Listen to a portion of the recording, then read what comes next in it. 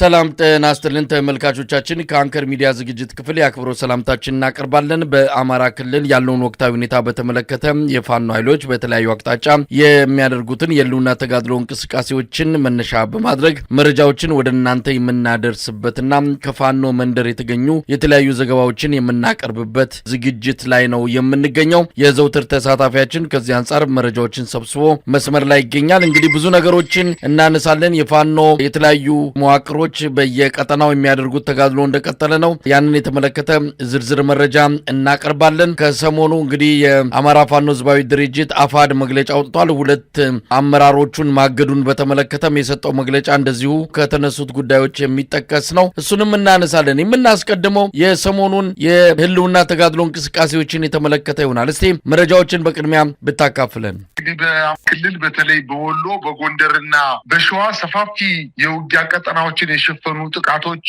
እና ከባባድ ውጊያዎች ተካሂደዋል። በተለይ የአማራ ፋኖ ብሔራዊ ኃይልና የአማራ ፋኖ ህዝባዊ ድርጅት በአንዳንድ የወሎና የሸዋ አዋሳኝ አካባቢዎች ላይ በጋራ በመከላከያና በአድማ ብተና ኃይሉ ላይ ጥቃት በመፈጸም ትልልቅ ድሎችን ማግኘት መቻላቸውን ነው እየተነገረ የሚገኘው። በተለይ ዛሬ የአማራ ፋኖ ብሔራዊ ኃይል ሚኒሊክ ዕዝ በላስታ ወረዳ ከታዳጊዋ ብልብላ ከተማ በተደረገ አውደ ውጊያ ፋኖ ድል መቀዳጀቱን አስታውቋል። ከብልብላ ጊዮርጊስ በቅርብ ርቀት ልዩ ስማቸው ዲቪያና አሞራ ደብር ተብለው በሚጠሩ አካባቢዎች ላይ ፋኖ በወሰደው የጸረ ማጥቃት እርምጃ 8 የአገዛዙ ወታደሮች ሲገደሉ ከ17 በላይ የመከላከያ ኃይሉ መቁሰላቸውን ለማወቅ ተችሏል።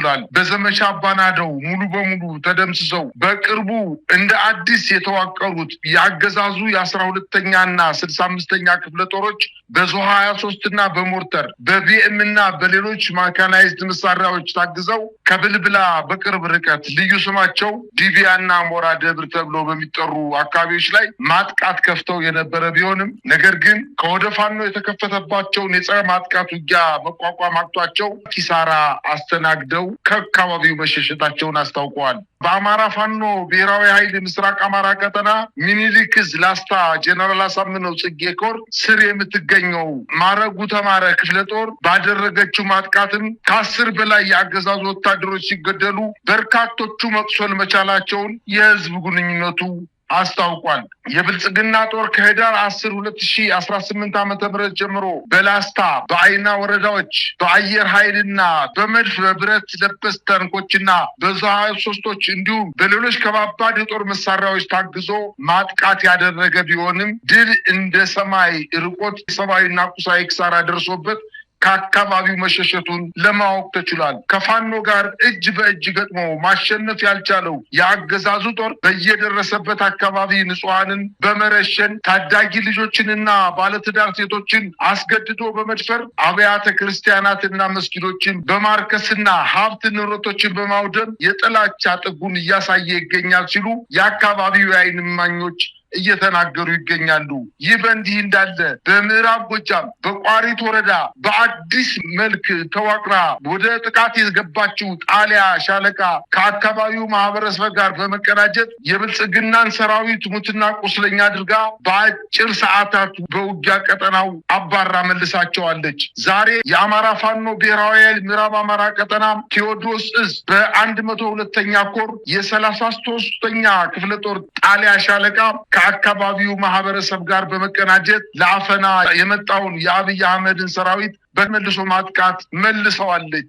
በከበባ ከንጋቱ 12 ሰዓት እስከ ቀኑ 4 ሰዓት ከ30 ድረስ በቆየው አውደ ውጊያ ከግል ባለጦር መሳሪያዎች ጋር በጋራ መልሶ ማጥቃት ጣሊያ ሻለቃ ብዛት ያለውን ሙትና ቁስለኛ አድርጋ ወደ መጣበት እንዲመለስ ማድረጋቸውን የክፍለ ጦሩ የህዝብ ግንኙነት ለአንከር ሚዲያ አቀብሏል። የአገዛዙ ጦር ሰራዊት በዛሬው ዕለትም በተለያዩ ግለሰብ ቤቶች ዘረፋ መፈጸሙንና በተለይ ህዳር 18 2018 ዓ.ም በዘረፈው የአብይ አህመድ 24,000 ብር የተወሰደበት የእንስሳት ሐኪም ዛሬም መድኃኒት ቤቱን ሙሉ በሙሉ ማቃጠላቸውን የአካባቢው የዓይን እማኞች ገልጸዋል።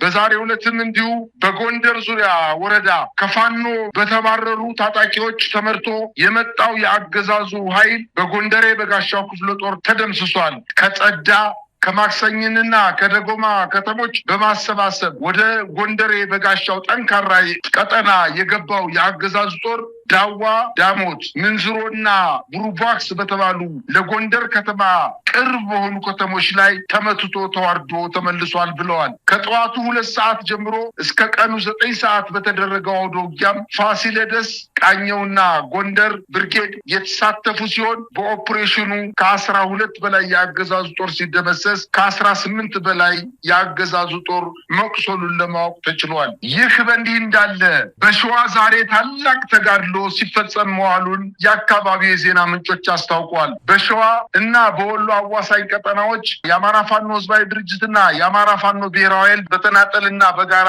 በፈጸሙት ማጥቃት በአገዛዙ ጦር ላይ ከፍተኛ ጥቃት እየፈጸሙ ሲሆን የአብይ አህመድ ጦር በእግረኛ ጦር ከአቅሙ በላይ ሲሆንበት በወታደራዊ የውጊያ አውሮፕላኖች አሰሳና ውጊያ እያደረገ እንደሆነ ለማወቅ ተችሏል። በተለይ በምዕራብ ወሎ ዳገር ከተማ ላይ ከጃማ ተነስቶ የነበረው የአገዛዙ ጦር የአማራ ፋኖ ብሔራዊ ኃይል ሚኒሊክስ ዋሲል ክፍለ ጦር ከባድ ምት በመምታት ወደ ጃማ እንዲመለስ ማድረጉንና ከከለላ ወረዳ ቅዳሚት ከተባለች ቦታ ላይ የመጣውን የአገዛዙ ጦር ደግሞ የራስ አሊኮር ሳጂን አደም ወይም አባናዶ ክፍለ ጦር ቅዳሚት ላይ በርካታ ኃይሉ በመምታት ወደኋላ እንዲያፈገፍግ ማድረግ መቻሏን አስታውቀዋል።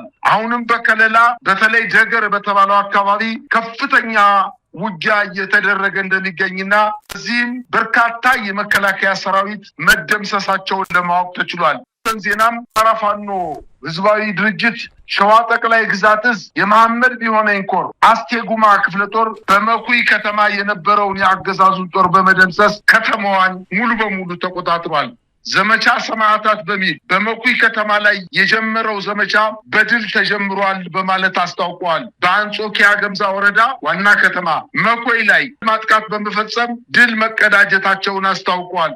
ጥቃቱ በከተማዋ 4 አቅጣጫዎች ማለትም ባቡር ጣቢያ፣ ፖሊስ ጣቢያ፣ 44ቱ 04 ቴክኒክ እና ሙያ ትምህርት ቤት እና ቀዲ በተባሉ ቦታዎች ላይ ወታደራዊ ምሽጎችን ከበባ በመፈጸም በአንደኛው ምሽግ ብቻ ከ15 በላይ የአገዛዙን ጦር በመግደል ከ20 በላይ በማቅሰል ምሽጎችን ሙሉ በሙሉ መቆጣጠራቸውና ድል መጎናጸፋቸውን ለማወቅ ተችሏል። አሁንም ዛሬ ማምሻውን በቆላ ወገራ በአጅሬ ከተማ በሚገኙ አካባቢዎች ላይ ውጊያ እየተካሄደ እንደሆነና የውጊያው ዋነኛ ምክንያትም በዛ አካባቢ የሚገኙ በተለይ በአጅሬ ከተማ ላይ ከ80 በላይ ሴቶችን በትምህርት ቤት ቅጥር ግቢ ውስጥ አፍነው የፋኖ ቤተሰቦች ናችሁና ባሎቻችሁን አምጡ በማለት በሴቶች ላይ ድብደባ፣ አስገድዶ መድፈር የፈጸመው የአገዛዙ ጦር እነዚህን እናቶችና ሴቶች ለማዳን የአማራ ፋኖ ብሔራዊ ኃይል በተለይ በዋናነት በዛ አካባቢ የሚንቀሳቀሰው የጎንደሬ በጋሻው ክፍለ ጦር ጥቃት ሰንዝሮ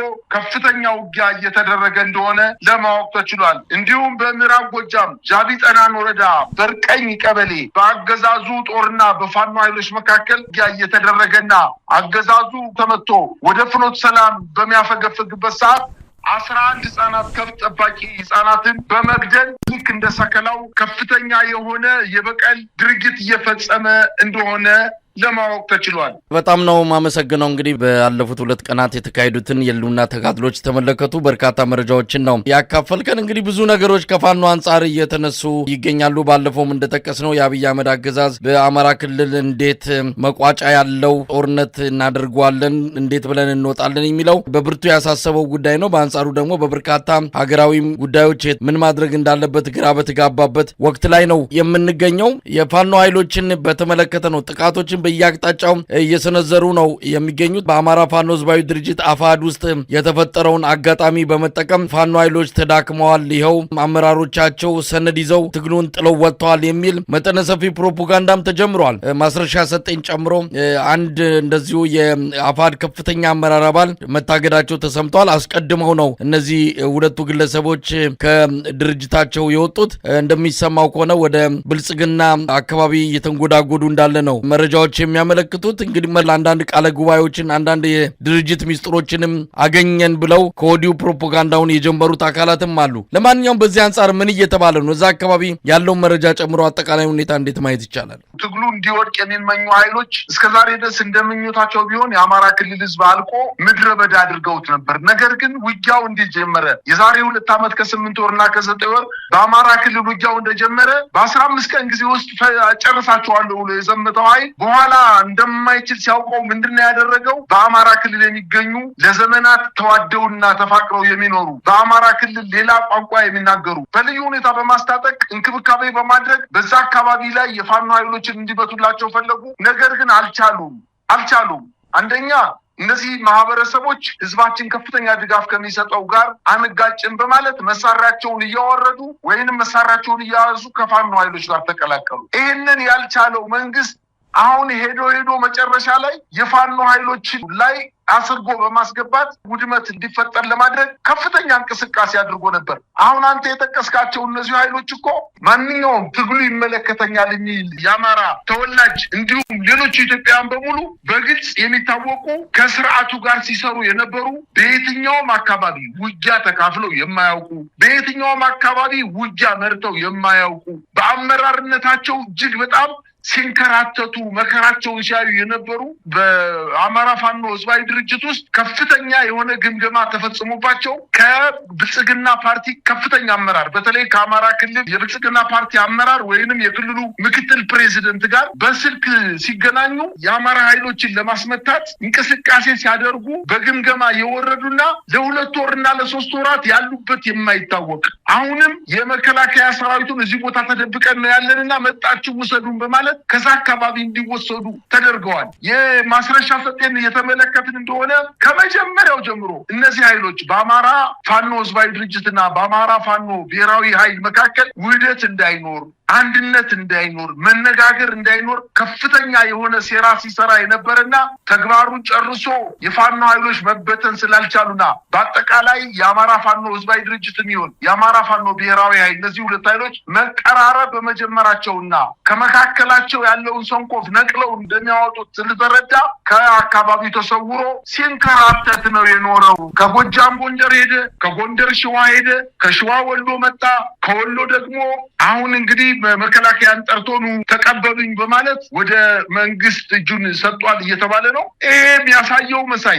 ምንም ዋጋ የሌለው በየትኛውም የውጊያ ቀጠና ሰራዊት መርቶ የማያውቅ ኃይል የሄደበትን ዓላማ ተልዕኮ ለመፈጸም የሄደ ኃይል ምንም ጉዳት እንዳላደረሰ ሲያውቀው የፋኖ ኃይሎች እየፈረጠሙና እየደረጁ እንደመጡ ሲያውቀው ወደ እናት ድርጅቱ ለመመለስ ያደረገው ጥረት እንደሆነ ነገር ግን የፋኖ ኃይሎች ገና እነዚህ ሁለት ኃይሎች ከአማራ ፋኖ ህዝባዊ ድርጅት እንደተባረሩ በርካታ የፋኖ አደረጃጀቶች በሰሜን ሸዋ አካባቢ 2 አደረጃጀቶች አሉ። እንዲሁም በወሎ አካባቢ ያሉ አደረጃጀቶች አሁን ተሰብስበው እየተነጋገሩ ነው የሚገኙት። ለምሳሌ መሳይ በጣም የሚገርመው ነገር የአንድነት ኃይሉ አሁን እነዚህ ሰዎች ከሄዱ በኋላ እንኳን በአንድ ቀን ልዩነት እንኳን በጣም ከፍተኛ የሆነ ውይይት ተደርጎ ወደ መስማማት እንደደረሱ አሁን ዛሬ ማምሻውን የወጣው መረጃ ያመለክታል። እንግዲህ የአማራ ፋኖ ብሔራዊ ኃይል የሚኒሊክ እዝ ምክትል ሰብሳቢ እና ወታደራዊ አዛዥ ድርሳም ብርሃኔ፣ የአማራ ፋኖ ህዝባዊ ድርጅት ወሎ ጠቅላይ ግዛት እዝ አዛዥ ኮሎኔል ፋንታው ማቤ እንዲሁም በሶስተኛ ደረጃ የአማራ ፋኖ ህዝባዊ ድርጅት ሸዋ ጠቅላይ ግዛት እዝ አርበኛ መከታው ማሞ በጋራ መክረው ወደ አንድነት መምጣታቸው እንግዲህ በኋላ በመካከላቸው ያለው ልዩነት ቴክኒካል የሆነ ወይም በጣም ተራ የሆነ ልዩነት መሆኑን ተነጋግረው ወደ አንድነት መጣው ያገዛዙ ጦር በጋራ ለመምታት ውይይት አድርገው ወደ ፍጻሜ እየደረሱ እንደሆነ ነው መረጃው እየመጣ ያለው። ማስረሻ ሰጤ እንግዲህ ወደ መንግስት እጁን ሰጠ ተብሎ ከበሮ ሲመታ የዋለው የብልጽግና ደጋፊ አንድ ሰው ያው በየትኛውም የውጊያ ቀጠና ተዋግቶ የማያውቅ ሰው ልክ እንደ ትልቅ አመራር መረጃ ይዞ መጣ። መጀመሪያም እኮ ከሱ መረጃ ላለመስጠት ከፍተኛ ጥረት ሲያደርጉ የነበሩ ናቸው። ምናልባትም በትዕግስት ረጅም ጊዜ የጠበቁት እንጂ የድርጅቱን ሚስጥርም እኔ በእጁ ይኖራል የሚል እምነት የለኝም። እጅግ በጣም ተንከራቶ ደክሞ በጣም ለፍቶ የተመለሰ ነው። ምንም ውጤት ሳያመጣ የመጣ ግለሰብ ካልሆነ በስተቀር በፋኖች ላይ የሚያመጣው ጉዳት አለ ብዬ አላምን። መሳይ ከዚሁ ከአማራ ህዝብ ትግል ጋር በተያያዘ እንግዲህ በርካታ ነገሮች ይነሳሉ። አንድም የካፒቴን ማስረሻ ሰጤን ብልጽግናዎች ከዚህ በኋላ እንደ አንድ አጀንዳ ሊያራግቡና በከፍተኛ ደረጃ ሊጠቀሙበት የፈለጉት ፋኖች ከተለያዩ ኃይሎች ጋር ይሰራሉ፣ ከተለያዩ ኃይሎች ጋር በተለይም የአማራ ጠላት ከሆኑት ህወሓት ጋር ይሰራሉ የሚል ፋኖችን ከህዝቡ ልብ ውስጥ ለማስወጣት እንደ ትልቅ ሎተሪ የደረሳቸው ያህል ነው እየቆጠሩ ያሉት። ምናልባት በዚህ አንጻርም ቀደም ሲል ጠቅሶ ሊሆን ይችላል ፋኖች ግልጽ የሆነ ነገር ይዞ መምጣት አለባቸው። ከዚህ በኋላ መሽኮርመምም ሆነ መሸፋፈን የሚያስፈልግ አይደለም። ከሰማይ በታች በማንኛውም መንገድ ይህንን አገዛዝ ለመጣል የሚደረገውን ትብብርም ሆነ ግንኙነት ከፋኖ የሚጠበቅ ነው። አብይ አህመድ ቁጥር አንድ የኢትዮጵያ ጠላት ነው። ቁጥር አንድ የኢትዮጵያ የብሔራዊ ደህንነት ስጋት ነው። ይህንን ለህዝቡ ግልጽ የሆነ ነገር አስቀምጦ ወደ ትግሉ ሙሉ በሙሉ መግባት ያስፈልጋል። ከዚህ በኋላ በመሽኮርመምና በመለማመጥ የሚሆን ነገር የለም። ኢትዮጵያ ከፍተኛ አደጋ ውስጥ ነው ያለችው። ጊዜ የለም። ከዚህ አንጻር የብልጽግና ዲጂታል ሰራዊት ተዘጋጅቶ ሱሪውን ታጥቆ ወገቡን አስሮ እየመጣ ነው ያለው። የማስረሻ ሰጤንም ሆነ ሌሎችን አጀንዳዎችን በማራገብና ፋኖን ከህዝብ ልብ ያስወጣልኛል ያላቸውን አጀንዳዎች ይዞ ሊመጣ እንደሆነ ሰምተናል። ከዚህ አንጻር ከፍተኛ የሆነ ጥንቃቄ ያስፈልጋል። በአንጻሩ ደግሞ ጉዳዩን ግልጽ በሆነ መልኩ ፋኖችም ወደ አደባባይ መጥተው አብይ አህመድ አገዛዝን ለመጣል አብረን እንሰራለን፣ አጠቃላይ የሀገሪቱን ሁኔታ ሆነ የአማራን ህዝብ ድል ዕጣ ፈንታ ግን ነገ ከነገ ወዲያ በህዝብ በሚመረጥ መንግስት የሚወሰንና የሚፈታ ነው ብለው አቋም ይዘው ወደ አደባባይ መውጣት እንዳለባቸው ይታመናል። መሳይ አንድ አባባል አለ፣ እረኛው ምታ መንጋው ይበተናል ይባላል። እረኛው አሁን የዚች ሀገር የበሽታዎች ሁሉ የስደቶች የሞቶች አጠቃላይ የቸነፈርና የመከራው እረኛ አብይ አህመድ ነው። ከአብይ አህመድ ውጪ ሌላ ጠላት ሊኖር ይችላል፣ ግን በቅድመ ተከተል ስናስቀምጠው ከፍተኛው ችግር የአንድ ግለሰብ ችግር ነው ወይም የአንድ ፓርቲ ችግር ነው። ሌላው በእርቅ በስምምነት በውይይት የሚፈታ ችግር ኢትዮጵያ እንዳለባት ሁላችንም እኮ እናምናለን። የአማራ ፋኖ ብሔራዊ ኃይል በተለይ በዘመቻ አደማሊ በወሎ አካባቢ በርካታ ወረዳዎችን በተቆጣጠረበት ሰዓት አንድ ቃል ሆኑ እኮ መንግስትና ማስረሻ ሰጤ አንድ ቃል ሆነው ተናገሩ። ምንድነው? ከትግራይ ኃይሎችና ከሻዕቢያ ኃይሎች ጋር በጋራ መቱና ለመንግስት ማስረሻ ደግሞ እኛ ከነዚህ ኃይሎች ጋር አብረን መስራት አንፈልግም፣ በበሰበሰ ቅንቡላ የአማራን ህዝብ ልንሸጠው አንችልም በማለት ትግሉን ለማኮሰስ ሌሎች ኃይሎች እጃቸውን እንዳስገቡበትና ትግሉ በአማራ ህዝብ ዘንድ ልብ ሙላት እንዳይፈጠር ለማድረግ እጅግ በጣም የማንቋሸሽና የማንቋሸሽ ስራ ሲሰራ እንደነበረ በሚዲያ ወጥቶ የመከላከያ ዩኒፎርም ለብሶ ነው ወጥቶ የተናገረው። ይሄ ትግሉ ወደፊት እንዳይገፋ ከልብ ሲመኝ እንደነበረ ነው አብዛኛው የአማራ ህዝብ የተረዳው። ስለዚህ የትኛውም አደረጃጀት ከአማራ ህዝብ በላይ ሊሆን አይችልም። ስለዚህ የአማራን ህዝብ ለማዳን ሲባል ህብረት ተፈጥሮ ይሄን ስርዓት ማስወገድ መቻል እንዳለብን ነው። ምክንያቱም ሰይጣን ከዚህ በላይ ምን ሊያደርግ ይችላል? 80 እናቶችን በዛሬው ዕለት በጃኖራ እና ባጅሬ ባሉ አካባቢዎች የፋኖ ሚስቶችና እህቶች ናቸው እናቶች ናቸው ብሎ በአንድ ትምህርት ቤት ላይ አስሮ እያስጮኸ እየገረፈ እየደፈረ ያለ መንግስት በሄደበት አካባቢ ከብትረኞችን በሙሉ እየገደለ ምላስ እየቆረጠ ጥርስ እየነቀለ ቆዳ እየገፈፈ ጡት እየቆረጠ ያለ መንግስት ሰይጣን የታይተ ነው? መች ዳርሰ ነው? መች ሰምተ ነው ሲናገር ከዚህ በላይ? ስለዚህ ይሄ ሰይጣናዊ አገዛዝ ከየትኛውም ኃይል ጋር ህብረት ተፈጥሮ መጀመሪያ መወገድ አለበት። ደግሞ ቀድሞ ነገር እኮ ራሱ ለምኖ እኮ ነበረ መንግስት በህወሓት ጦርነት ጊዜ ጦርነቱ ካለቀ በኋላ የህወሓት ኃይሎች ጋር ጠጋ ማለት ጀመረና እናንተ በፕሪቶሪያ ስምምነት የምትፈልጉትን ነገር እሰጣቸዋለሁ፣ ነገር ግን የአማራ ኃይሎችን ምቱልኝ ብሎ እኮ እሱ ለምኗቸዋል። እንዲህ ብለውት ነው እንጂ ህዝባችንን ከሞት ከአጠቃላይ ከስደት ከመዋረድ ለማዳን የፋኖ ኃይሎች ከኢትዮጵያ ወንድሞቻቸው ጋር በጋራ ይህን ስርዓት ለማስወገድ መጣር ነውር አይደለም። ከዚህ ስርዓት በላይ ለኢትዮጵያ ህዝብ ጠላት ስለሌለ ለወደፊቱም ከዚህ ስርዓት በላይ ጨካኝ አረመኔ ህዝብን የሚጠላ ሀገርን የሚጠላ የሚበትን ስርዓት የለምና አሁንም እነሱ ባሉት መጠን ልክ ሳይሆን አደረጃጀታቸውን አስፍተው ምናልባትም እነሱ ስላሉ ነው እንጂ ቀጠናዊው ራሱ አይደለም ትግራይ ህዝብና የአማራ ህዝብ የኦሮሞ ህዝብ አይደለም የኢትዮጵያ ጣፋንታ በሱዳን የሱዳን ጣፋንታ በጅቡቲ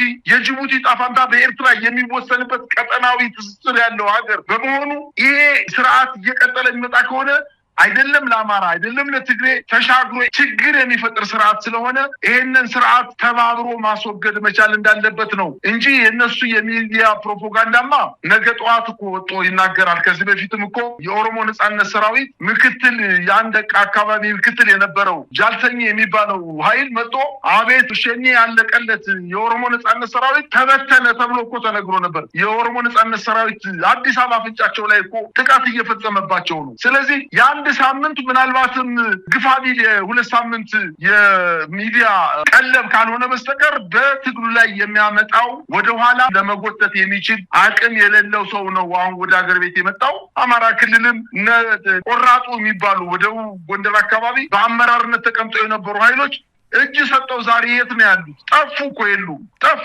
እነዚህ ኃይሎች ሲጠፉ የፋኖ ኃይሎች ግን በየቀኑ እያበቡ እየደረጁ እየጎለበቱ አካባቢያቸውን እያቀኑ አመራር እየመረጡ ህዝባቸውን እያረጋጉ ጊዜያዊ መንግስት እየመሰረቱ እንቅስቃሴ እያደረጉ ነው የሚገኙት። ዛሬ ደግሞ እነሱ እንደሚሉት ሳይሆን የፋኖ ኃይል ዛሬ በዓለም አቀፍ ደረጃ እውቅና እየተሰጠው በርካታ የዓለም አቀፍ ሚዲያ ተነባቢ ጋዜጦች፣ ሚዲያዎች ስለ ፋኖ ጽሁፎችን እያወጡ ነው። መሳይ ዛሬ ዘጋርዲያን ያወጣው መረጃ የፋኖ ኃይሎች ምን ያክል ጉልበት እንዳላቸው በአማራ ክልል ምን ያክል ቦታዎችን እንደተቆጣጠሩ የሚያሳይ መረጃ አውጥቷል። የመንግስት ኃይል ደግሞ በአማራ ክልል ምን እየፈጸመ እንደሆነ፣ አስገድዶ እየደፈረ እንደሆነ፣ ህጻናትን ለወታደር እያሰለፈ እንደሆነ የመንግስትን ወንጀል በማጋለጥ የፋኖ ኃይሎችን ጥንካሬና የሰከነ ወታደራዊ እንቅስቃሴ ደግሞ ዘግቦ በደንብ አድርጎ አስፍቶ የመጣበትን መረጃ ነው ዛሬ ዘጋርዲያን ያቀረበው መረጃ። ስለዚህ የፋኖ ኃይሎች ከእንግዲህ በኋላ ተገፍተው የማይወድቁ ተራሮች ሆነዋልና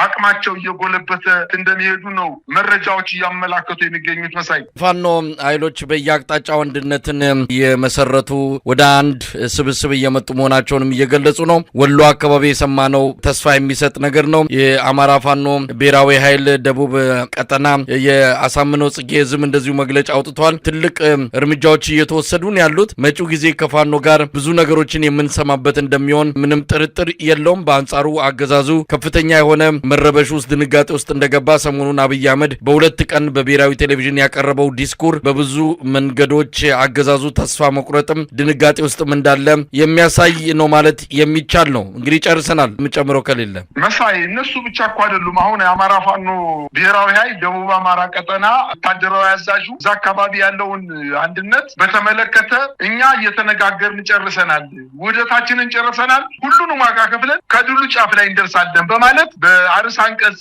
የተሰናሰለ ባለ 2 ገጽ መግለጫ አውጥተዋል። ከዚህ የትግል ጫፍ ላይም ደርሰን ይህ ስርዓት እናስወግዳለን በማለት ትግሉ ዓለም አቀፍ እውቅና ድጋፍም እያገኘ መምጣቱን አስመልክቶ መግለጫ ነው የሰጠው። በአጠቃላይ በአማራ ክልል እየተፈጸመ ያለው ወንጀል ስርዓቱ የመሸነፍ ምልክት እያሳየ እንደሆነና የፋኖ ኃይሎች ደግሞ ጠንክረው እያጠቁ የሚመጡበት ጊዜ ቅርብ ነው ማለት ነው የምችለው። መሳይ በጣም አመሰግናለሁ።